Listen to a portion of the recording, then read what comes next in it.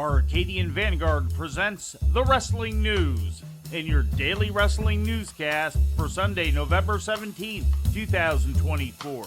Good morning, I'm Mike Sempervive.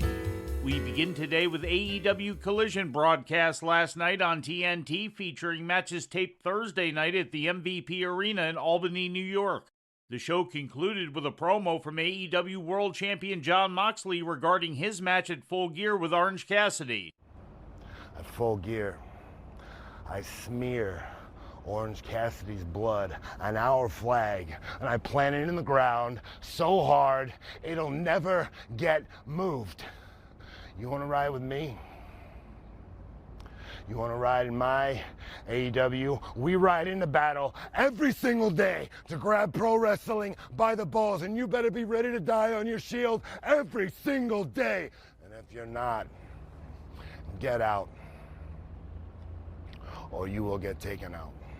In the main event, Mariah May retained the AEW World Women's title against Anna Jay in a no disqualification match. The last qualification match for the World Tag Team title four-way match at Full Gear was held, with the Acclaimed defeating the Beast Mortos and Roosh. The Acclaimed are now scheduled to face off with the Outrunners, Malachi Black and Brody King, and Champions Private Party at Full Gear. In other results, Powerhouse Hobbs submitted Bulk Bronson, Shelton Benjamin Top Commander, Daniel Garcia beat Johnny TV, and Mina Shirakawa defeated Harley Cameron. In WWE news, Braun Strowman made his surprise return Friday night in Milwaukee after SmackDown went off the air. In a dark match, Strowman teamed with Dragon Lee and Rey Mysterio to defeat JD McDonough, Finn Balor, and Carlito. Strowman had been sidelined since sustaining a groin injury in his match with Bronson Reed on October 7th.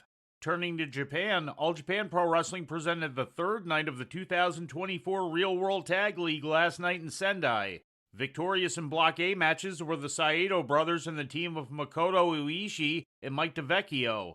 In Block B matches, victorious teams included Rene Abe and Ryuki Honda, and Cyrus and Harley Jackson. And in some unfortunate news, Elio Carlo Colosetti Drazic, known in the ring for most of his 25-year career as Coloso Colosetti, passed away yesterday in Mexico City at the age of 76. The Argentinian wrestler began his career in South America in 1963, making his way north to Mexico 2 years later, first as El Enterrador, but eventually as Coloso Colosetti in Salvador Luderoth's EMLL, where he debuted in 1968. He reached his career peak early, defeating Ray Mendoza for EMLL's top prize at the time, the NWA World Light Heavyweight title, and holding it for 15 months.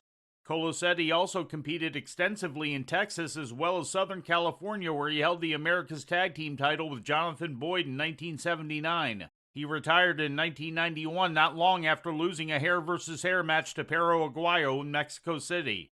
Once again, Coloso Colosetti has passed away at the age of 76. And before we leave you today, we'd like to remind you that however you consume your content, you can find the wrestling news 24 hours a day and 7 days a week across social media. On Twitter, follow us at Wrestling News AV. Our Facebook page is also Wrestling News AV. The Wrestling News can also be found on the Arcadian Vanguard YouTube page. And for those who utilize Amazon Echo devices, just tell Alexa to play the Wrestling News podcast. And remember to make sure you add podcast at the end. Once again, for daily updates, breaking news, and more, follow the Wrestling News across social media. And that's the news for today. If anything happens, we will be here to tell you about it. No clickbait, no paywall, just the Wrestling News.